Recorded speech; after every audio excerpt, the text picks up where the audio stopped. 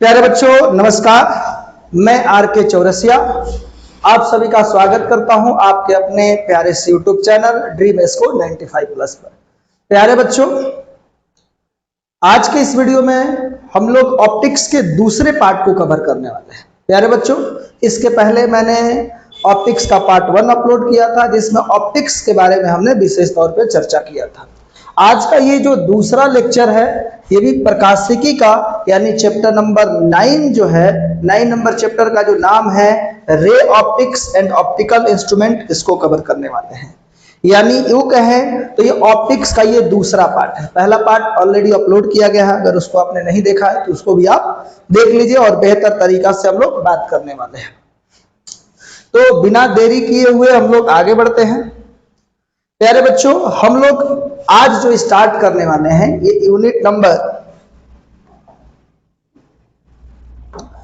Unit number जो है वो 7 है और चैप्टर नंबर 9 है। ओके, और चैप्टर का जो नाम है ये 9 नंबर चैप्टर है और चैप्टर का जो नाम है ray optics and optical instrument, किरण प्रकाशिकी एवं प्रकाशिक यंत्र।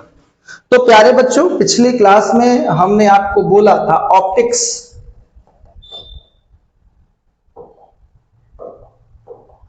मतलब किरण प्रकाशिकी और इसका मतलब हमने बताया था प्रकाश का विज्ञान। प्रकाशिकी का मतलब ही होता है प्रकाश का विज्ञान,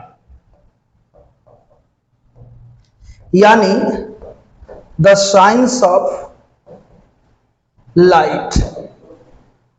ठीक है, तो प्रकाश के विज्ञान, जब ऑप्टिक्स का मतलब ही होता है कि प्रकाश का विज्ञान, तो सबसे पहले हम लोग को समझना होगा प्रकाश के बारे में।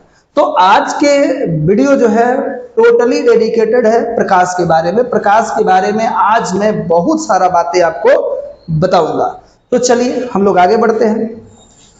तो जैसा कि हमने बताया कि इस वीडियो में हम लोग प्रकाश को कवर करने वाले हैं, तो सबसे पहला पॉइंट है प्रकाश, कि आखिर प्रकाश होता क्या है। तो भैया, प्रकाश वह बाह्य कारक है जिसके उपस्थिति के कारण हम लोग किसी वस्तु को देख पाते हैं, और किसी वस्तु को देखने के लिए यह आवश्यक है कि प्रकाश पहले उस वस्तु से टकराए और पुनः हमारी आंखों तक पहुंचे। आप यहाँ पर देख भी रहे हैं कि लाइट यानी प्रकाश वह बाह्य कारक है जिसकी उपस्थिति में हम आंख की सहायता से किसी वस्तु को देख पाते हैं।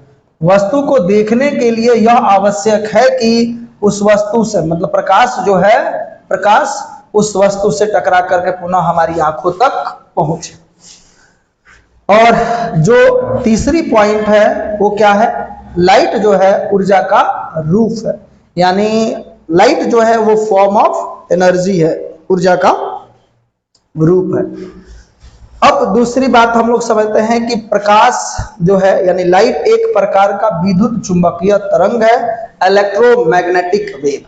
यानी अगर कोई पूछ रहा है प्रकाश के बारे में, तो प्रकाश यानी लाइट जो है वो क्या है, वो आपके पास EMW है, मतलब इलेक्ट्रो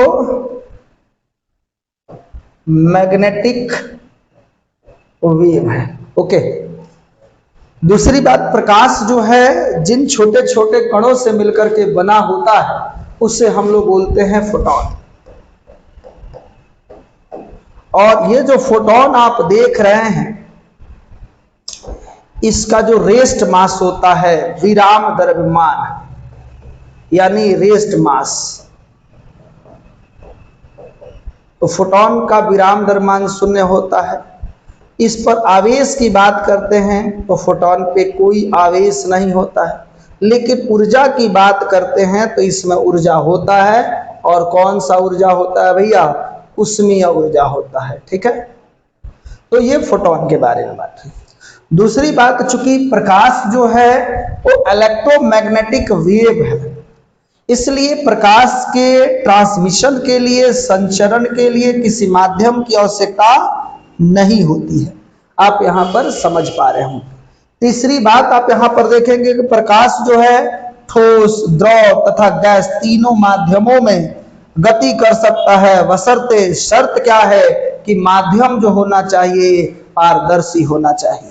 यानी जो प्रकाश है ठोस, द्रव, गैस तीनों माध्यम में संचरित हो सकता है, संचरण करता है। शर्त यह है कि तीनों माध्यम जो है वो ट्रांसपेरेंट होना चाहिए, पारदर्शी होना चाहिए। प्यारे बच्चों, आपको यहाँ पे कुछ डाउट हो सकता है कि सर प्रकाश जो है वो ठोस में कैसे जाता है। यदि आप चश्मा लगाते हैं, आपकी जो नेत्र कमजोर है, तो आपने कोई भी दोष हो सकता है, आपके पास निकट दृष्टि दोष, दीर्घ दृष्टि दोष, कोई भी दोष हो सकता है। तो जो आपने चश्मा लगाया है उस चश्मे के लेंस को आप टच करके देखिए, वो ठोस है। तो क्या उस लेंस से प्रकाश जा रहा है कि नहीं जा रहा? तो जा रहा है। मतलब जा रहा है तो इसका मतलब ठोस में भी प्रकाश गति करता है। पानी में आप टर्च मारोगे कुछ दूरी तो जाइए करेगा, हवा में तो जाता ही है, आप देखे ही हो। यानी प्रकाश तीनों माध्यमों में गति कर सकता है।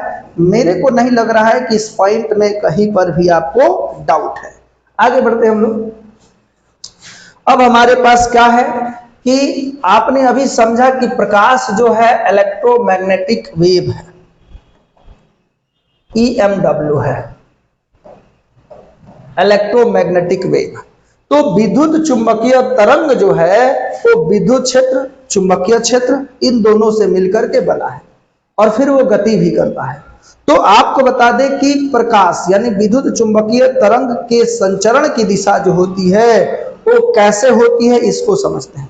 तो सबसे पहले हम लोग देखेंगे कि इसमें आपको जो विद्युत क्षेत्र है और चुंबकीय क्षेत्र है और प्रकाश का वेग है, ये तीनों एक दूसरे के लंबवत होता है। आप यहाँ पर देख भी रहे होंगे कि ये जो ऊपर की तरफ देख रहे हैं विद्युत क्षेत्र है और नीचे कौन है, चुंबकीय क्षेत्र है, और इधर जो है वो प्रकाश का वेग भी है। तो आप यहाँ पर देख रहे होंगे कि E और इधर जो आया है B, इसके बीच 90 डिग्री है और तीसरा कण इधर जा रहा है। तो हम आपको समझा देते हैं, यहाँ पे समझिए कि ये जो डायरेक्शन है चुंबकीय क्षेत्र की है, ये जो डायरेक्शन है विद्युत क्षेत्र की है, और ये जो डायरेक्शन आप देख रहे हैं तो किसका है, इसके संचरण की दिशा है। प्रकाश इधर जा रहा है तो प्रकाश के संचरण की दिशा विद्युत क्षेत्र के भी लंबवत है, चुंबकीय क्षेत्र के भी लंबवत, वैसे जा रहा है। दूसरी बात, अगर हम डायरेक्शन निकालना चाहें तो जब हम अपने हाथ को राइट हैंड थंब रूल से राइट हैंड को हम लोग विद्युत क्षेत्र पर रख रहे हैं और इसको किधर मोड़ रहे हैं, चुंबकीय क्षेत्र के तरफ। ये चुंबकीय क्षेत्र है, ये विद्युत क्षेत्र है। तो विद्युत क्षेत्र पर राइट हैंड रख करके चुंबकीय क्षेत्र की तरफ मोड़ रहे हैं, तो अंगूठा किधर जा रहा है, इधर जा रहा है। तो जिधर हमारे प्रकाश के प्रोपिगेशन का डायरेक्शन है, संचरण की दिशा, उधर ही अंगूठा जा रहा है।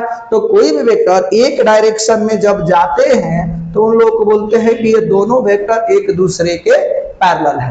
तो इधर ही हमारा क्या है, E क्रॉस B का डायरेक्शन भी था और इधर ही प्रकाश का वेग है। तो हम लोग बोल सकते हैं कि प्रकाश का जो वेग है E क्रॉस B के डायरेक्शन में है, अनुदिश है, या E क्रॉस B के समानांतर है। ये बात आपको थोड़ी बात समझ में आया होगा, नहीं आएगा तो फिर वीडियो को पीछे करके आप इसको आसानी से देख सकते हैं।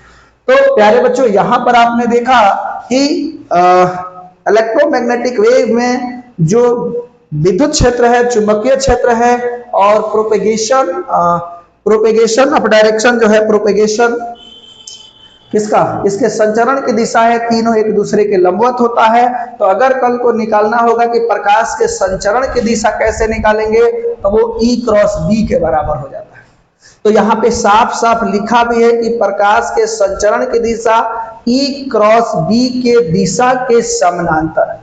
आप यहाँ ऐसे भी लिख सकते हैं कि E क्रॉस B के अनुदिश, अनुदिश मतलब जिधर इसका डायरेक्शन होगा उधर ही जो है वो प्रकाश के संचरण की दिशा हो सकता है। तो यहां से एक ऑब्जेक्टिव हमने देखा है कि एक ऑब्जेक्टिव पूछा हुआ है, ठीक है। तो अभी हम लोग आज के जो वीडियो को है टोटली प्रकाश पर हम लोग डेडिकेट कर देते हैं, प्रकाश के बारे में बात करते हैं, ठीक है।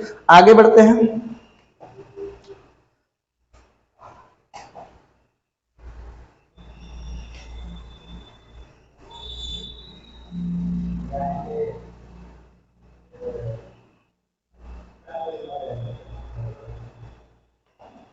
दूसरा जो पॉइंट है हम लोगों को कवर करना है वो आप यहां पर देख रहे हैं, विभिन्न माध्यमों में प्रकाश की चाल। तो सबसे अधिक प्रकाश की चाल वायु या निर्वात में होती है और वह लगभग 3 लाख किलोमीटर प्रति सेकंड या 3 × 10⁸ मीटर प्रति सेकंड होता है। और पानी में यानी इन वाटर इसकी जो चाल होती है, प्रकाश की जो चाल होती है वो 2,25,000 किलोमीटर प्रति सेकंड। यानी निर्वात में या वायु में प्रकाश 1 सेकेंड में 3 लाख किलोमीटर डिस्टेंस ट्रेवल करेगा और पानी में 2,25,000 यानी 2.25 × 10⁸ मीटर प्रति सेकंड। और कांच में यानी ग्लास में 2 लाख किलोमीटर प्रति सेकंड, यानी प्रकाश जो है वो कांच में 1 सेकंड में 2 लाख किलोमीटर जाएगा, यानी 2 × 10⁸ मीटर प्रति सेकंड। इन जनरल जो प्रकाश का वेग निकाला जाता है उसके लिए एक सूत्र है, C बराबर 1/μ0 × ε0। इस सूत्र का इस्तेमाल करके हम लोग प्रकाश का वेग निकालते हैं। यहां पर निर्वात की चुंबकशीलता है, μ0 क्या है आगे हम इसके बारे में बात करेंगे, लेकिन लिख देते हैं μ0 जो है वो निर्वात की चुंबकशीलता है।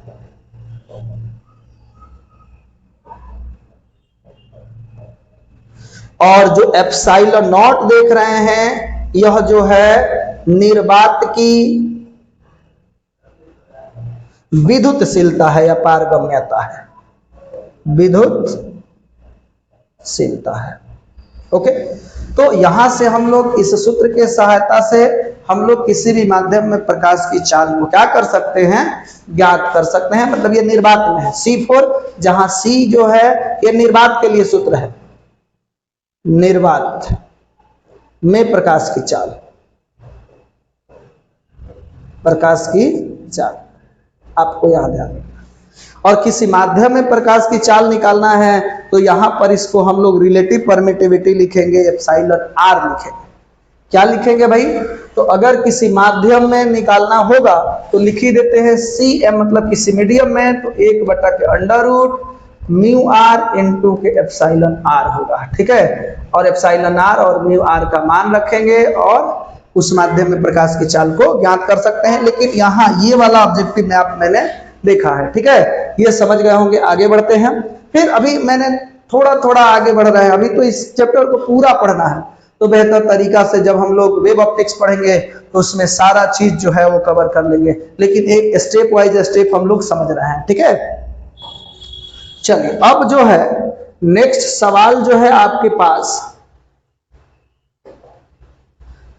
है प्रकाश की द्वैत प्रकृति यानी डुअल नेचर। यानी आप जानते हैं कि प्रकाश जो है वो तरंग के तरह भी व्यवहार करता है और कण के तरह भी व्यवहार करता है। कुछ वैज्ञानिकों का मानना है कि प्रकाश जो है वो कण है, यानी न्यूटन का मानना है कि प्रकाश जो है वो छोटे छोटे पैकेटों के रूप में चलता है जिसे फोटोन कहते हैं, किरण, ठीक है। उसके बाद हाइगेंस थे, हाइगेंस का मानना है कि प्रकाश जो है, हाइगेंस नहीं बहुत सारे वैज्ञानिकों का मत है कि प्रकाश के पास डुअल नेचर है, यानी प्रकाश जो है कभी कण के तरह व्यवहार करता है तो कभी तरंग की तरह व्यवहार करता है। आगे हम लोग मॉडर्न फिजिक्स में भी इसके बारे में पढ़ेंगे, इलेक्ट्रिक इफेक्ट जब पढ़ेंगे, प्रकाश विद्युत प्रभाव जब पढ़ेंगे, वहां पर इन सब चीजों को देखेंगे। लेकिन अभी जो है हम चूंकि ऑप्टिक्स का दूसरा ही लेक्चर है तो हम चाह रहे हैं कि बेहतर तरीका से आपको समझाया जाए। और आपने देखा ऑप्टिक्स का मतलब होता ही है द साइंस ऑफ लाइट, यानी प्रकाश का विज्ञान। ओके, तो चलिए आगे बढ़ते हैं, हम लोग इसके बारे में डिटेल्ड कवर करते हैं।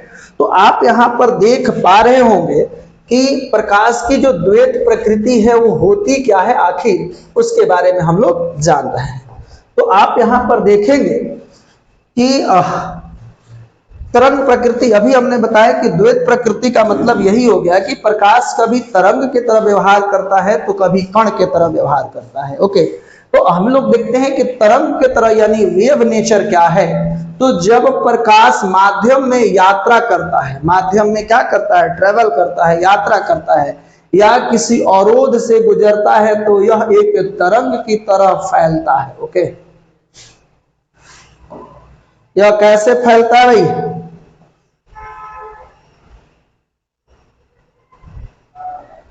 एक तरंग की तरह फैलता है। उसके बाद जैसे प्रकाश का व्यतिकरण, इंटरफेरेंस, विवर्तन, डिफ्रैक्शन, ध्रुवण, पोलराइजेशन जैसी घटनाएं इसके तरंग के स्वरूप को साबित करता है। यानी ये जो आप व्यतिकरण देख रहे हैं, विवर्तन देख रहे हैं, ध्रुवण देख रहे हैं, तो ध्रुवण अगर कहीं हो रहा है मतलब जस्ट लाइक प्रकाश जो है वो वेव की तरह बिहेव कर रहा है, तभी ये घटनाएं संभव है। यानी प्रकाश अपना तरंग के नेचर को प्रस्तुत करेगा, तरंग के नेचर को शो करेगा, तब ये घटनाएं घटित होती है। या इसके उल्टा बोल सकते हैं, जब प्रकाश का व्यतिकरण होगा, विवर्तन होगा, ध्रुवण होगा, इसका मतलब प्रकाश जो है वो तरंग की तरह व्यवहार कर रहा है। मेरे बात को समझ गए होंगे। उसके बाद कण प्रकृति, तो प्रकाश के जो पार्टिकल नेचर है, जब प्रकाश किसी धातु की सतह पर गिरता है तो वह छोटे छोटे ऊर्जाओं के पैकेटों यानी कणों के रूप में टकराता है, जिन्हें हम लोग क्या कहते हैं भाई? फोटोन। और फोटोन के बारे में बहुत सारा चीज हम लोग जाने भी हैं। जैसे में आप यहाँ पर देख रहे हैं प्रकाश विद्युत प्रभाव, फोटो इलेक्ट्रिक इफेक्ट और क्रॉम्पटन प्रभाव, ठीक है, इसकी कण प्रकृति की पुष्टि करता है। यानी अगर फोटो इलेक्ट्रिक इफेक्ट यानी फोटो इलेक्ट्रिक इफेक्ट हो रहा है, photo electric effect, Crompton effect, ये सारा का सारा ये बताता है कि प्रकाश जो है वो कण है। ये घटनाएं तभी होगी जब प्रकाश कण की तरह व्यवहार करेगा। उम्मीद करते हैं कि मैं जो बातें कह रहा हूं वो बात आपको समझ में आ रहा होगा। तो आप 11th में हो या 12th में हो, अगर आप देख रहे हैं तो पूरा लेक्चर वाइज बेहतर तरीका से ऑप्टिक्स को कवर करेंगे हम लोग। अभी फिलहाल हफ्ता 10 दिन जो है अल्टरनेट वीडियो आएगा, फिर हम लोग प्रयास करेंगे कि रेगुलर आपके पास पहुंचे और कुछ दिनों के बाद हम लोग लाइव आ जाएंगे। अभी तो आपको प्रीमियर मिल रहा है, रिकॉर्डेड मिल रहा है, लेकिन लाइव की तरह आपको थोड़ा फीलिंग आ रहा होगा, लेकिन पूरा लाइव नहीं है। ठीक है, अब जो है हम लोग नेक्स्ट बात करने वाले हैं कि जो संबंधित वैज्ञानिक है और उनके योगदान है, यानी किन वैज्ञानिकों ने इसको कण कहा। बहुत सारा डिटेल में नहीं जाएंगे, लेकिन थोड़ा थोड़ा हम लोग जान लेते हैं। सर आइजक न्यूटन यानी न्यूटन, आइजक न्यूटन जो है, इन्होंने 17वीं शताब्दी में प्रकाश का एक सिद्धांत दिया था, जिसे कणिका सिद्धांत, परपस्कुलर थ्योरी के नाम से जानते हैं, यानी कणिका सिद्धांत। तो कोई पूछेगा ये कणिका सिद्धांत किसने दिया था? तो सर आइजक न्यूटन ने, जिसके अनुसार प्रकाश सूक्ष्म कणों से मिलकर के बना है और इस सूक्ष्म कणों को उन्होंने फोटोन कहा था। क्या कहा था भाई? इन सूक्ष्म कणों को फोटोन कहते हैं। समझ पा रहे होंगे क्या कहते हैं भाई? फोटोन। ठीक। और दूसरे एक वैज्ञानिक थे हाइगेंस, यानी क्रिस्टन हाइगेंस ने क्या कहा था? न्यूटन के समकालीन वैज्ञानिक थे, यानी ये भी न्यूटन के समकालीन वैज्ञानिक थे। और 1678 में प्रकाश का तरंग सिद्धांत यानी वेव थ्योरी दिया था। तो प्रकाश का तरंग सिद्धांत, वेव थ्योरी जो है वो किसने दिया था? तो आपको नाम याद रखना है, हाइगेंस ने दिया था। ओके, समझ गए होंगे। दूसरा है मैक्स प्लैंक। अपने प्लैंक नियतांक एच का मान भी जानते हैं और आगे बहुत सारा डिटेल कवर करेंगे भी, लेकिन मैक्स प्लैंक जो हैं, इन्होंने क्वांटम सिद्धांत दिया था और बताया था कि प्रकाश ऊर्जा के छोटे छोटे पैकेटों, क्वांटा या फोटोन के रूप में चलता है। तो इन्होंने बताया कि जो कण की बात हो रही है वो कण क्या है? क्वांटा है, क्वांटा या फोटोन, यानी फोटोन को एक और नाम आपने जाना क्वांटा है। ओके, तो उम्मीद करते हैं कि यहाँ तक जो भी बातें बताया गया है आपको अच्छे तरीका से समझ में आया है। फिर हम लोग आगे बढ़ते हैं। अब जो है नेक्स्ट है संबंधित वैज्ञानिक एवं उनका योगदान में नेक्स्ट उसी का पार्ट जो है अब अल्बर्ट आइंस्टीन का पार्ट। अल्बर्ट आइंस्टीन ने क्या कहा था इसको हम लोग समझेंगे। अल्बर्ट आइंस्टीन जो है सन 1905 में, और यही वह सन है जहां से मॉडर्न फिजिक्स और क्लासिकल फिजिक्स के बीच जो है वो बंटवारा हुआ। इसके बाद जो फिजिक्स 1905 के बाद से जो फिजिक्स आया उस फिजिक्स को हम लोग बोलने लगे कि अब जो है वो मॉडर्न फिजिक्स चल रहा है। यानी 1905 के साल जो है और ये जो घटना जो है, ठीक है, फोटो प्रकाश विद्युत प्रभाव की जो खोज हुई, इसके बाद जो है फिजिक्स में हम लोग इसके बाद के फिजिक्स को हम लोग मॉडर्न फिजिक्स कहने लगे। ठीक है, तो आप यहाँ पे समझेंगे कि वर्ष 1905 में आइंस्टीन ने प्रकाश विद्युत प्रभाव की खोज की और यह सिद्ध कर दिया कि प्रकाश फोटोन कण के रूप में व्यवहार करता है। ओके, उसके बाद एक और वैज्ञानिक आए, डी ब्रॉगली, यानी पूरा नाम लुई डी ब्रॉगली। इन्होंने प्रकाश के द्वैत प्रकृति के मुख्य प्रतिपादक यानी father of wave particle duality हैं।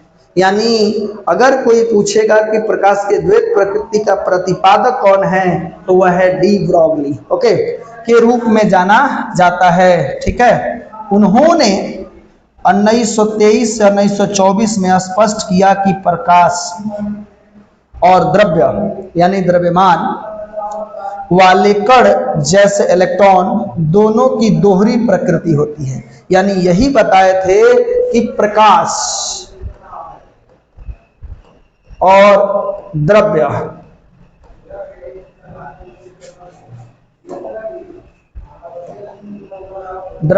इन दोनों के पास जो है वो क्या है, द्वैत प्रकृति है।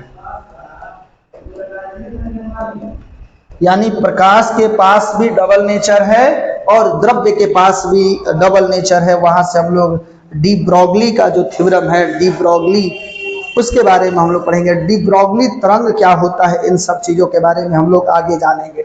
लेकिन अभी थोड़ा थोड़ा बात जो है हम आपको समझा रहे हैं। अब जो है आप यहाँ पे समझ लीजिए कि डी ब्रॉगली साहब ने क्या कहा, इसके बारे में आप ध्यान दोगे। तो डी ब्रॉगली और इन डी ब्रॉगली का सिद्धांत क्या है और उनके द्वारा दिया गया सूत्र क्या है। तो डी ब्रॉगली ने बताया कि यदि प्रकाश द्वैत प्रकृति का हो तो गतिशील कणों जैसे इलेक्ट्रॉनों में भी तरंग के गुण होने चाहिए। इन्होंने तरंगदैर्ध्य लैम्डा तथा संवेग p के बीच संबंध स्थापित किया और उन्होंने बताया था कि तरंगदैर्ध्य यानी वेव लेंथ लैम्डा बराबर जो होगा h/p, जहां h जो है वो प्लांक नियतांक है। लैम्डा बराबर आप h/m न्यू भी लिख सकते हो, mv भी लिख सकते हो, और निर्वात के लिए h/mc हो जाएगा, यानी निर्वात में प्रकाश की चाल। तो आप देख रहे हैं कि लैम्डा जो है वो तरंगदैर्ध्य है, h जो है प्लांक स्थिरांक है, और m जो है वो कण का द्रव्यमान है, और v जो है वो क्या है, तो वेग है। ओके, तो चलिए हम लोग आगे बढ़ते हैं। अब हम लोग ये तो समझ लिए थे, अभी देखे थे। अब जो है ये इंपॉर्टेंट है और ये तो आप लोग छोटा मोटा बात जानते भी हैं कि रे ऑफ लाइट यानी प्रकाश की किरण। तो एक सीधी रेखा में चलने वाली प्रकाश को प्रकाश की किरण कहते हैं, या प्रकाश जिस पथ से चलता है उस पथ को ही प्रकाश की किरण कहा जाता है।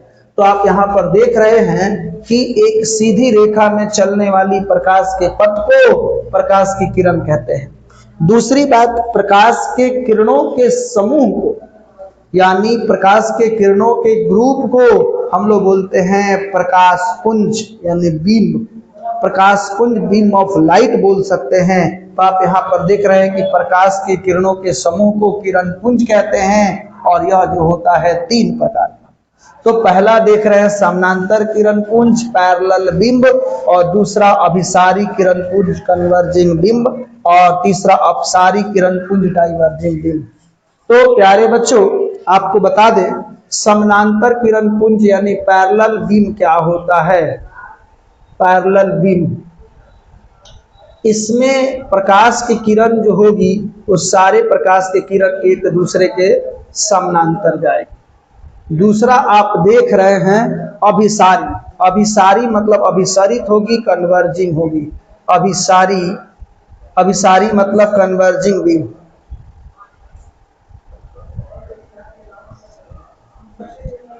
Converging beam. तो यहाँ पे जो भी प्रकाश की किरण होगी वो सारे के सारे प्रकाश किरण एक पॉइंट पर आकर के मिलेगी। ओके, और दूसरा जो बात यहाँ पे समझ रहे थे, तो तीसरा जो है वो क्या है, डाइवर्जिंग।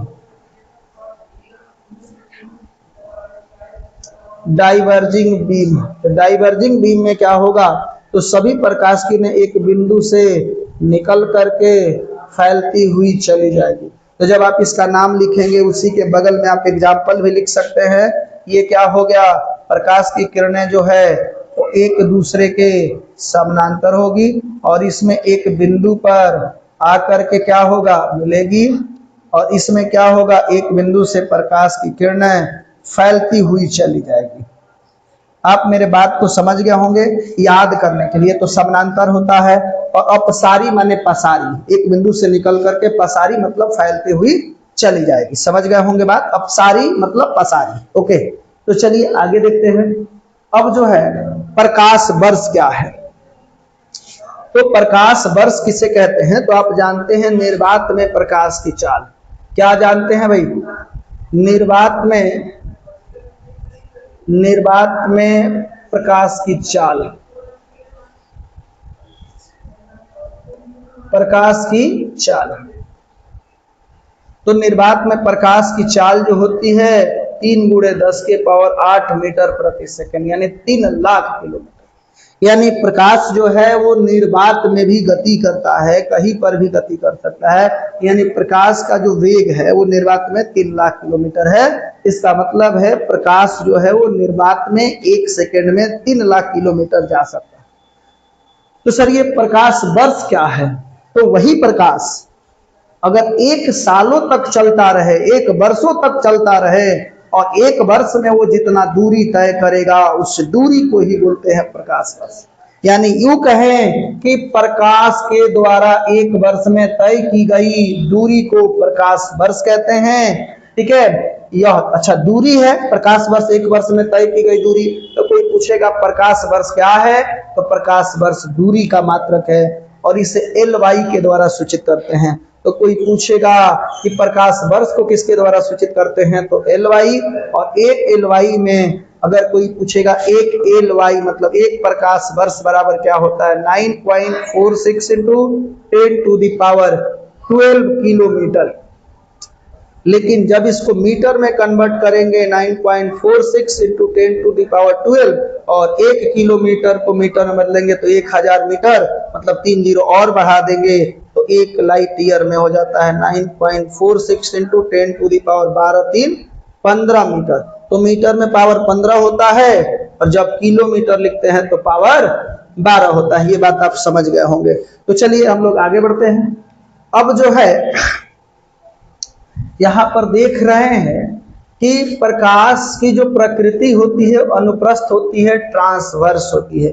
अभी हम पूरे डिटेल्ड में आपको कवर करने वाले हैं कि तरंग जो है वो 2 प्रकार की होती है, एक लॉन्गिट्यूडिनल वेव अनुदैर्ध्य तरंग और दूसरा है अनुप्रस्थ तरंग यानी ट्रांसवर्स वेव। इसके बारे में इन दोनों को हम डिटेल्ड में आपको बताएंगे, समझ जाइएगा। ठीक है, तो आप यहाँ पर देख पा रहे हैं कि प्रकाश जो है, प्रकाश की जो प्रकृति होती है वो कैसी होती है, अनुप्रस्थ होती है, यानी होती है जो क्रस्ट और ट्रॉफ, क्रस्ट और ट्रॉफ के रूप में होती है, यानी संचरित होगी। कैसे, यानी जो ऊपर वाला ऐसे प्रकाश की किरण, ये वाला पॉइंट आप देख रहे हैं तो इसको बोलते हैं क्रस्ट श्रृंग, और नीचे जो ये वाला पॉइंट देख रहे हैं तो इसको बोलते हैं हम लोग गर्त। क्या बोलते हैं, इसको बोलते हैं गर्त।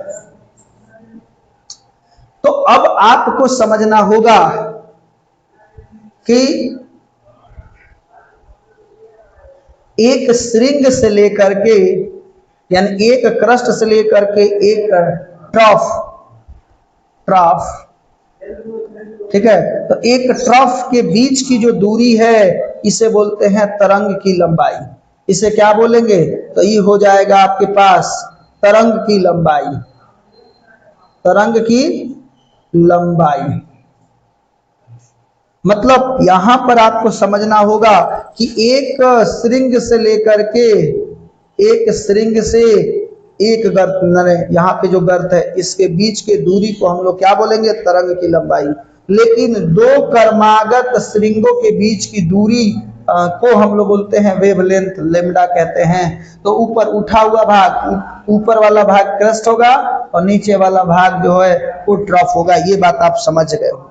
और यह जो तरंग है इसको बोलते हैं अनुप्रस्थ तरंग। ये बात आप अच्छे तरीके से समझ गए होंगे। ठीक है, तो ये आपके पास क्या हो गया, लेमडा। तभी हमने बताया कि एक क्रस्ट और उसके जस्ट ट्रफ के बीच का दूरी जो है उसी को बोलते हैं तरंग की लंबाई। तो यह जो है अनुप्रस्थ तरंग कैसे चलता है, तो वो श्रृंग और गर्त, श्रृंग गर्त श्रृंग गर्त श्रृंग गर्त श्रृंग गर्त के रूप में चलता है।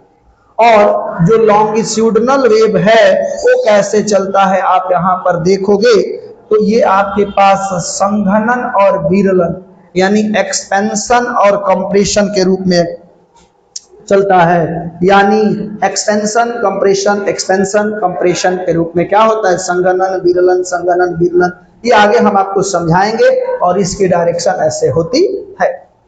ठीक है, तो ये आप समझ गए होंगे। यहाँ पर भी वेवलेंथ जो होगा कंप्रेशन और दूसरी जो है कंप्रेशन और दूसरे कंप्रेशन, यानी दो कर्मागत कंप्रेशनों के बीच का जो डिस्टेंस होगा उसी को बोलते हैं हम लोग तरंग दैर्ध्य। ठीक है, यानी वेवलेंथ बोला जाता है। तो चलिए इसके बारे में डिटेल कवर करते हैं। आप यहाँ पर देख पा रहे हैं कि अनुप्रस्थ तरंग क्या होता है। आगे जब हम लोग वेव ऑप्टिक्स पढ़ेंगे तो उसमें भी बेहतर तरीका से कवर करने का प्रयास करेंगे। तो ट्रांसवर्स वेव क्या होता है, जब माध्यम के कण तरंग के आगे बढ़ने की दिशा, मतलब कि जब माध्यम के कण तरंग के आगे बढ़ने की दिशा के लंबवत यानी परपेंडिकुलर, परपेंडिकुलर का मतलब 90 डिग्री पर ऊपर नीचे होता है। ऊपर नीचे देख रहे थे, ऊपर नीचे ऐसे ऐसे जाए। तो ये ऊपर जा रहा है, नीचे जा रहा है, ऊपर जा रहा है, नीचे, लेकिन आगे बढ़ रहा है। तो जब भी ऐसा हो तो ऐसे वेव को हम लोग क्या बोलते हैं भाई, इसको बोलते हैं हम लोग, इसको बोलते हैं अनुप्रस्थ तरंग। यहां तक समझ गए होंगे आप। ठीक है, तो आप लोग इसका स्क्रीनशॉट भी लेते चलिएगा। ठीक है, कोई दिक्कत है जी? चलिए, उम्मीद करते हैं कि आप लोगों ने स्क्रीनशॉट ले लिया है। अब हम लोग बात करने वाले हैं।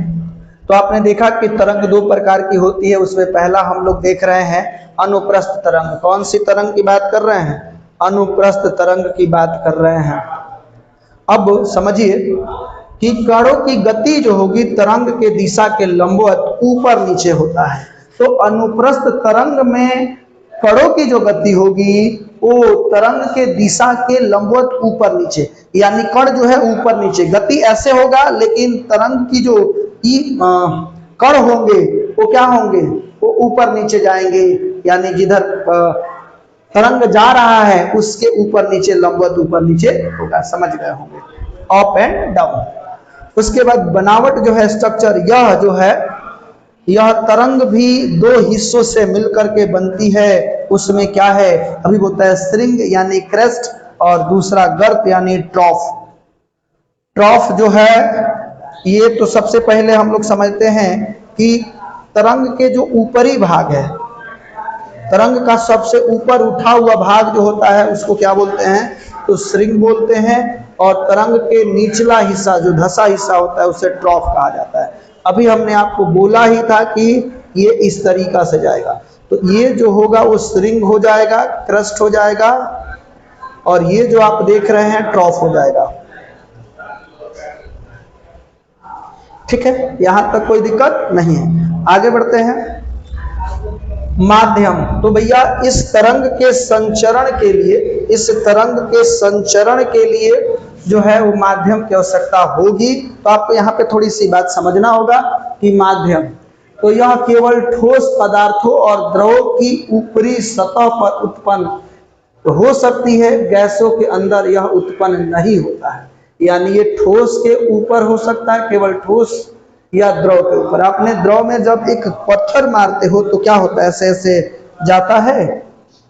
ठीक है, तो आपने ये देखा। उदाहरण के लिए प्रकाश जो है, प्रकाश लाइट वेव्स जो है, प्रकाश तरंगे जो है, ये भी कैसी होती है, तो अनुप्रस्थ तरंगे होती है। और सभी विद्युत चुंबकीय तरंग जो होती है उसकी प्रकृति कैसी होती है, अनुप्रस्थ होती है। आगे चल करके हम बताएंगे कि विद्युत चुंबकीय तरंग 7 प्रकार की होती है। तो जो भी विद्युत चुंबकीय तरंग होगी या प्रकाश जो है ये सब किस तरह का वेव है, तो ट्रांसवर्स वेव है, अनुप्रस्थ तरंग है। यहां से एक ऑब्जेक्टिव आपका क्लियर हो जाएगा। ओके, उसके बाद पानी की सतह पर उठने वाली लहरें जब तालाब में पत्थर फेंका जाता है वो भी कैसी है, तो अनुप्रस्थ तरंग है। तनी हुई रस्सी या गिटार के तार को जब खींचा जाता है तो उसमें जो वेव उत्पन्न होता है वे भी वेव कैसा होता है, अनुप्रस्थ होता है। उसके बाद भूकंप की एस तरंगे सेकेंडरी वेव, यानी भूकंप के द्वारा जो सेकेंडरी वेव उत्पन्न होता है वो भी कैसे होता है, वो भी कैसी होती है, तो अनुप्रस्थ होती है। तो बहुत सारा चीजें जो है वो डिटेल्ड में हमने कवर किया है। ठीक है, अभी हम आपको यहाँ पर आप देखेंगे कुछ इमेज चलते हुए, वहां से आप अंदाजा भी लगा सकते हैं। ओके, तो चलिए आगे बढ़ते हैं। अब दूसरा पार्ट इसका जो है वो क्या है, तर अनुदैर्ध्य तरंग यानी लॉन्गिट्यूडनल वेव। तो जब माध्यम के कण तरंग के आगे पीछे ऐसे ऐसे ऐसे आगे पीछे, यानी जब माध्यम के कण तरंग के आगे बढ़ने की दिशा के समानांतर, उसी के डायरेक्शन में ही पैरेलल, यानी उसी के दिशा में आगे पीछे करते हैं तो उसे हम लोग क्या बोलेंगे, उसे बोलते हैं अनुदैर्ध्य तरंगे। यानी ऐसे ये क्या हो गया, संघनन, और ये हो जाएगा विरलन, फिर संघनन, यानी एक्सपेंशन एंड कंप्रेशन के रूप में क्या होता है, आगे बढ़ता। आप बात समझ पा रहे होंगे। ओके, चलिए उसके बाद दूसरी जो है कणों की गति, तो तरंग की दिशा में ही आगे और पीछे, बैक एंड फ्रंट में चलता है। और उसमें देख रहे हैं कि जो कणों की गति थी तरंग के संचरण के लंबवत ऊपर नीचे हो रहा था, और इसमें तरंग के दिशा में ही, उसमें लंबवत था, इसमें उसी के दिशा में आगे पीछे हो रहा है। ठीक है, बनावट जो है इसमें तरंग के 2 हिस्से होते हैं, एक संपीड़न होता है। संपीड़न में क्या हो जाएगा, इसको हम लोग कंप्रेशन बोलते हैं, जहां माध्यम के कण बहुत पास पास आ जाते हैं, यानी उच्च दबाव वाले क्षेत्र को संपीड़न कहेंगे। विरलन, विरलन यानी रिफ्रैक्शन या एक्सपेंशन उसको बोलते हैं। क्या बोलते हैं, एक्सपेंशन। तो एक्सपेंशन जहां माध्यम के कण दूर दूर फैल जाते हैं उसको हम लोग क्या बोलेंगे भाई, तो उसको हम लोग बोलते हैं, उसी को बोलते हैं कम दबाव का क्षेत्र। तो उसे हम लोग क्या बोलेंगे, कम दबाव का क्षेत्र। ठीक है, आप समझ पाए होंगे। उसके बाद देखिए माध्यम, तो इसमें यह ठोस, द्रव और गैस तीनों माध्यमों में उत्पन्न हो सकती है। उदाहरण के लिए ध्वनि तरंगे, तो ध्वनि तरंगों की जो प्रकृति होती है वो लॉन्गिट्यूडनल वेव होता है। ठीक है, हवा में आवाज का फैलना। उसके बाद स्प्रिंग, अगर कोई स्प्रिंग लेकर के ऐसे छोड़ोगे, चाहे कोई स्प्रिंग ऐसे लेकर के छोड़ोगे तो ऐसे ऐसे आगे पीछे जाने वाला है, तो वो भी स्प्रिंग। स्प्रिंग की तरंगे जो है वो भी आपके पास कौन सी होगी, अनुदैर्ध्य तरंग होगा। भूकंप की पी तरंगे, यानी भूकंप की एस तरंगे जो होती है वो प्राइमरी, एस तरंगे जो होती है यानी सेकेंडरी वेव जो होती है वो अनुप्रस्थ होती है, लेकिन प्राइमरी तरंग जो है अनुदैर्ध्य लॉन्गिट्यूडनल होती है। ओके, तो आप यहाँ पर देख पाए, बहुत अच्छा है। यानी पृथ्वी की सेकेंडरी तरंग जो होगी अनुप्रस्थ होगी और प्राइमरी तरंग जो होगी वो लॉन्गिट्यूडनल यानी अनुदैर्ध्य होगा। उसके बाद आप यहाँ पे समझने वाले हैं विद्युत चुंबकीय तरंग। तो विद्युत चुंबकीय तरंगों के बारे में यानी इलेक्ट्रोमैग्नेटिक वेव के बारे में, तो यहाँ पर देखेंगे कि बढ़ती हुई तरंगदैर्ध्य के आधार पर विद्युत चुंबकीय तरंग को कितने भागों में बांटा गया है, तो 7 भागों में बांटा गया है। तो कौन कौन है, तो पहला है गामा किरणें, दूसरा है एक्स किरणें, तीसरा है पाराबैंगनी किरणें, चौथा है दृश्य प्रकाश, पांचवा है औरक्त किरणें, छठा है सूक्ष्म तरंगे और सातवां है रेडियो तरंगे। यानी gamma rays, X rays, ultraviolet ray, visible light, infrared, microwaves और रेडियो वेव्स, ये 7 प्रकार से हैं और ये सारे बढ़ते हुए तरंगदैर्ध्य के आधार पर, यानी ऊपर से गामा से यहां तक जाएंगे तो वेवलेंथ क्या होगा, बढ़ेगा। इसको याद करने के लिए कैसे याद रखोगे, तो यहां पर लिखा है ग्रांड माँ x large umbrella Venice in my room, यानी दादी का एक्स लार्ज छाता यानी बहुत बड़ा छाता मेरे कमरे में क्या हो गया, वैनिस, वैनिस मतलब हो गया गायब हो गया। तो आप यहाँ पर इस डायलॉग को अगर याद रखोगे, grand mass x large umbrella vanished in my room, तो इसमें आप देख रहे हैं जी जो है ये गामा किरण को रिप्रेजेंट करेगा और उसके बाद एक्स जो है वो एक्स किरण को रिप्रेजेंट करेगा, अम्ब्रेला का यू जो है वो अल्ट्रा वायलेट रे यानी पराबैंगनी किरण को रिप्रेजेंट करेगा और वेनिस्ड का भी जो है वो विजिबल लाइट को रिप्रेजेंट करेगा और इनका आई जो है वो इंफ्रारेड को रिप्रेजेंट करेगा और माई का जो एम है वो माइक्रोवेव्स को रिप्रेजेंट करेगा और रूम का आर जो है वो किस चीज को रिप्रेजेंट करने वाला है, रेडियो वेव्स। तो आपको यहाँ पे हम बता देते हैं इसमें हर एक शब्द का जो पहला लेटर है वो क्या कर रहा है, वो तरंग के बारे में बात कर रहा है।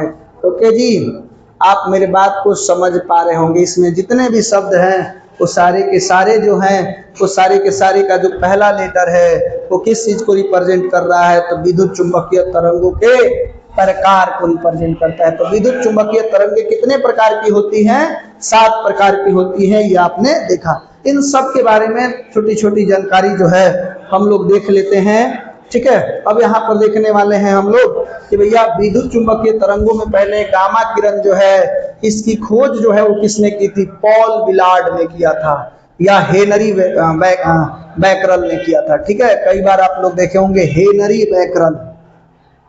इसका जो तरंगदैर्ध्य होता है वो क्या हो जाता है, मतलब ये 10 के पावर 11 से थोड़ा सा कम हो जाता है, मतलब इससे कम ही होगा 10 के पावर -11 मीटर से, और इसकी आवृत्ति 3 × 10 के पावर 19 हर्ट्ज होता है और इसका जो स्रोत है रेडियोधर्मी क्षय यानी रेडियो एक्टिव डीके से गामा किरणें निकलती है और इसका उपयोग जो है कैंसर के इलाज में हम लोग करते हैं। कहाँ करते हैं भाई, कैंसर के इलाज में करेंगे, ठीक है, रेडियोथेरेपी में करते हैं और चिकित्सा उपकरणों को कीटाणु रहित करने में। जब डॉक्टर ऑपरेशन करके निकलता है तो जो भी एक ऑपरेशन में सामान यूज हुआ है काट छाट करने में, ऑपरेशन करने में, उनको इंफ्रारेड रूम में लेकर के जाकर के थोड़ा सा उस पर इंफ्रारेड ये किया जाता है, प्रकाश की किरणों को छोड़ा जाता है, जिससे वो क्या होता है, जिसमें उसमें कीटाणु अगर होंगे तो वो सारे मर जाएंगे। उसके बाद दूसरा जो है एक्स किरण जो है, एक्स किरण के बारे में हम लोग देख लेते हैं। तो आपने पहला समझा गामा किरण और दूसरा समझ लेते हैं एक्स किरण। तो जो ये एक्स किरण है इसकी खोज करता विल्हेम रोंटगन है, ठीक है। इसका जो तरंगदैर्ध्य होता है 10 के पावर -11 से 10 के पावर -8 मीटर, यानी थोड़ा बहुत फ्लक्चुएशन हो सकता है कि रेंज में थोड़ा बहुत, लेकिन ये एनसीईआरटी के अकॉर्डिंग हमने ये रेंज लिखा है। एनसीईआरटी किसके अकॉर्डिंग भाई, तो एनसीईआरटी के अकॉर्डिंग लिखा गया है, ठीक है। उसके बाद इसकी आवृत्ति होती है 3 × 10 के पावर 16 से 3 × 10 के पावर 19 और इसका जो स्रोत कहाँ से उत्पन्न होता है, तो उच्च ऊर्जा वाले इलेक्ट्रॉनों के भारी धातु के लक्ष्यों से टकराने पर, यानी उच्च ऊर्जा वाले इलेक्ट्रॉनों का भारी धातु के लक्ष्य से अगर टकराया जाता है, उसको टकराते हैं तो हमारे पास क्या निकलता है, एक्सरे निकलता है। तो उपयोग क्या करते हैं, आपने भी एक्सरे कराया होगा और छाती के बाती का, या फिर कोई पैर टूटा, बहुत जगह पर इसका आपने उपयोग किया होगा, ठीक है। तो हड्डियों के फ्रैक्चर का पता लगाने के लिए मेडिकल एक्सरे और हवाई अड्डों पर सुरक्षा जांच के लिए भी इसका इस्तेमाल किया जाता है, ठीक है। आगे बढ़ते हैं। तीसरा आप यहाँ पर देख रहे हैं कि पराबैंगनी किरणें हैं, इसके बारे में समझते हैं। भैया खोजकर्ता जो है जोहान विल्हेम रिटर है। इसका जो तरंगदैर्ध्य होता है 10 के पावर -8 मीटर से 10 के पावर 4 × 10 के पावर -7, ठीक है।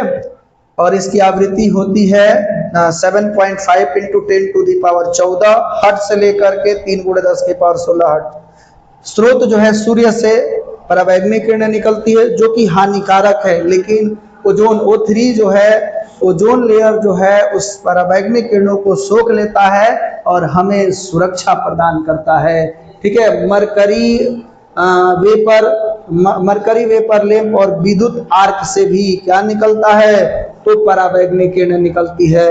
उपयोग पानी को शुद्ध करने के लिए, जीवाणु को नष्ट करने के लिए और फॉरेंसिक लैब में और नकली दस्तावेजों की पहचान करने में भी किसका उपयोग करते हैं भैया, तो पराबैंगनी किरणों का उपयोग करते हैं। चौथा जो है वो दृश्य प्रकाश, इसके बारे में थोड़ा सा आगे भी डिटेल में जानेंगे, क्योंकि जो भी हम लोग स्टडी इसमें प्रकाश, जिस प्रकाश का स्टडी हम लोग करेंगे रे ऑफ ऑप्टिक्स के अंदर, रे ऑप्टिक्स के अंदर, ऑप्टिकल इंस्ट्रूमेंट के अंदर, वो प्रकाश कैसा होगा, तो दृश्य प्रकाश होगा। तो इसके बारे में जान लेंगे।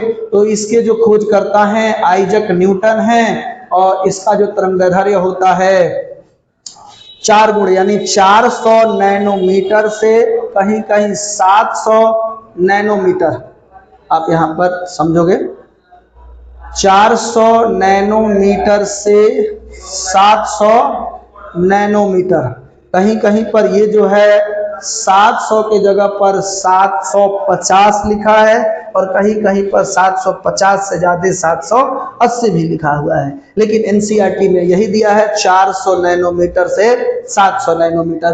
थोड़ा बहुत 50-80, ये 50 तक भी जा सकता है। ठीक है, और इसकी आवृत्ति 4 × 10⁻14 से 7.5 × 10⁻14 होता है। ठीक है, उसके बाद ये कहाँ से निकलेगा दृश्य प्रकाश, सूर्य, जलते हुए बल्ब, जो भी बल्ब अभी देख रहे हैं जल रहा है, जिस रोशनी में आप अभी पढ़ाई कर रहे होंगे, मोबाइल से जो लाइट निकलता है, ठीक है, ये सारे के सारे जो लाइट होंगे वो कौन से लाइट होगा, तो दृश्य प्रकाश होगा। ओके, समझ पा रहे होंगे। उसके बाद हम लोग समझते हैं कि भाई इसका उपयोग मानव दृष्टि वस्तुओं को देखने यानी फोटोग्राफी और पौधों में प्रकाश संश्लेषण के लिए होता है। तो ये मानव वस्तुओं को देखने के लिए इस्तेमाल करते हैं, पेड़ पौधे प्रकाश संश्लेषण के लिए इस्तेमाल करते हैं। ठीक है, यहाँ तक कोई दिक्कत नहीं है। चलिए नेक्स्ट देखते हैं, ये हमारे पास है 5 नंबर औरक्त किरणें, पराबैंगनी किरणें। तो आपको समझा देते हैं, इसकी खोजकर्ता विलियम हर्शेल हैं। तरंगदैर्घ्य जो होता है 7 × 10⁻⁻7 से 10⁻³ मीटर। ओके, अब समझना इसकी आवृत्ति 3 × 10⁻11 से 4 × 10⁻14 होती है। ये औरक्त किरणें कहाँ से निकलती है, तो सभी गर्म वस्तुएं और अणु मोलेकुल्स, इसका उपयोग टीवी रिमोट से जो रे निकलता है, आप ऐसे देखोगे तो आपको कोई रे नहीं दिखाई देगा, लेकिन उसी को आप मोबाइल को ऐसे करके ऐसे देखोगे ना, ऐसे करके, तो आपको किरण दिखाई देगी। ठीक है, तो टीवी रिमोट कंट्रोल में, नाइट विजन कैमरे में, यानी ऐसा कैमरा रात में भी वस्तुओं को देख पाते हैं, तो नाइट विजन कैमरा में भी इसका उपयोग किया जाता है। मांसपेशियों में दर्द की सिकाई के लिए इसका इस्तेमाल करते हैं। लास्ट जो है, सेकेंड लास्ट, सूक्ष्म तरंगे माइक्रोवेव्स। अभी देख रहे हैं कि जब गैस का किल्लत था तो लोग माइक्रोवेव्स में खाना बना रहे थे, तो उसमें भी इस तरंग का इस्तेमाल किया जाता है। आप यहाँ पर देखेंगे इसकी खोज जो है हेनरिक हर्ट्ज हैं। ठीक है, इसका तरंगदैर्घ्य क्या होता है 10⁻³ मीटर से 10⁻³ मीटर से 0.1 मीटर। तो इसकी आवृत्ति होती है 3 × 10⁻9 से 3 × 10⁻11 हर्ट्ज। स्रोत जो है मैग्नेट्रॉन वाल्व विशेष वैक्यूम ट्यूब से। इसका उपयोग माइक्रोवेव्स में, माइक्रोवेव्स ओवन जिसको हमने बोला आप खाने बनाने में इस्तेमाल करते हैं, माइक्रोवेव्स ओवन में, खाना पकाने, रडार में, और उपग्रह संचार सैटेलाइट कम्युनिकेशन में भी सूक्ष्म तरंगों का इस्तेमाल किया जाता है, रेडियो तरंगों का इस्तेमाल किया जाता है। ओके, अब जो है लास्ट यहाँ पर देख पा रहे हैं क्या है भैया, विद्युत चुंबकीय तरंगों में 7वां नंबर हमारे पास है रेडियो तरंगे। तो रेडियो तरंगे क्या है कि खोजकर्ता जो है हेनरी, और इसकी भी खोजकर्ता वही है, और इसमें 2 वैज्ञानिक भी क्या है, आपने देखा होगा मार्कोनी, लंबी दूरी के लिए खोज किए थे ये। तो इनका पूरा नाम गुलियेल्मो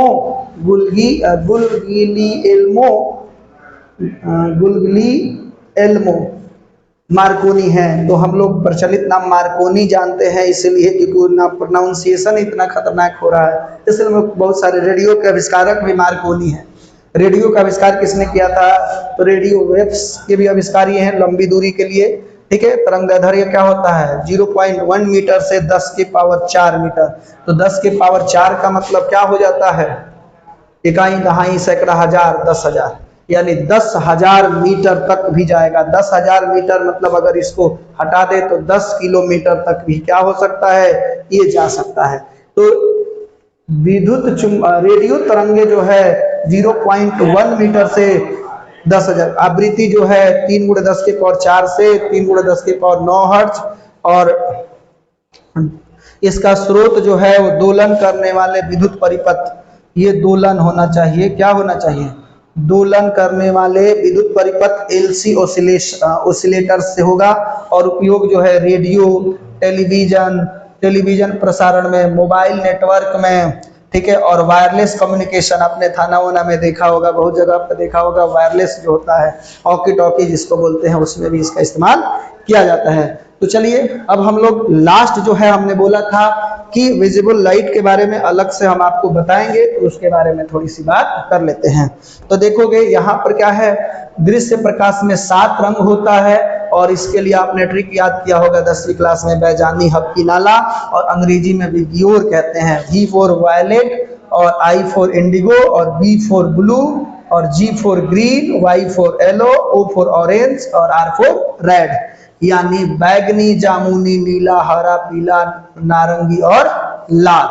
तो जब एक श्वेत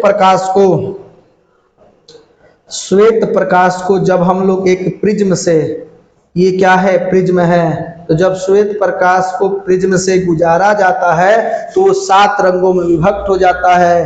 तो सबसे कम विचलन जो होती है वो लाल का होता है, और सबसे अधिक विचलन जो है वो बैगनी का होता है। और उल्टा में देखें, सबसे अधिक तरंगदैर्घ्य लाल का होता है, और सबसे कम तरंगदैर्घ्य जो है वो किसका होता है? लैम्डा का, वायलेट का होता है। यानी अगर हम 2 चीज आपको बोल रहे हैं, एक विचलन, डेविएशन को हम डेल्टा बोल देते हैं, डेल्टा आर और डेल्टा भी। तो पूछा जाए किसका सबसे अधिक विचलन है, तो V का, वायलेट का है। और तरंगदैर्घ्य को लेम्डा बोलते हैं, तो लेम्डा आर और लेम्डा भी। तो सबसे अधिक तरंगदैर्घ्य यानी लेम्डा जो होता है वो लाल रंग की होती है, ठीक है, यहाँ तक समझना है। अब देखोगे विजिबल स्पेक्ट्रम का जो है वो क्या क्या है, 7 रंग जो है वो आप यहाँ पर देख रहे हैं। तो वायलेट का जो वेवलेंथ होता है वो 380 से 450, कई जगह पे 400 ही देता है, लगभग मानते हैं उसकी फ्रीक्वेंसी ये है। और ये एनर्जी है फोटोन एनर्जी, ठीक है। और वो दिया है ईवी में, ईवी मतलब होता है इलेक्ट्रॉन वोल्ट। ईवी का मतलब क्या होता है? ईवी का मतलब हो गया इलेक्ट्रॉन वोल्ट, ठीक है। यानी 1 इलेक्ट्रॉन वोल्ट अगर कोई पूछेगा, 1 इलेक्ट्रॉन वोल्ट बराबर 1.6 × 10⁻⁻19 जूल हो जाता है, ठीक है। तो ये हमारे पास है। तो आपने देखा होगा इसका लगभग हम लोग 400 मान लेते हैं, क्या मान लेते हैं? 400।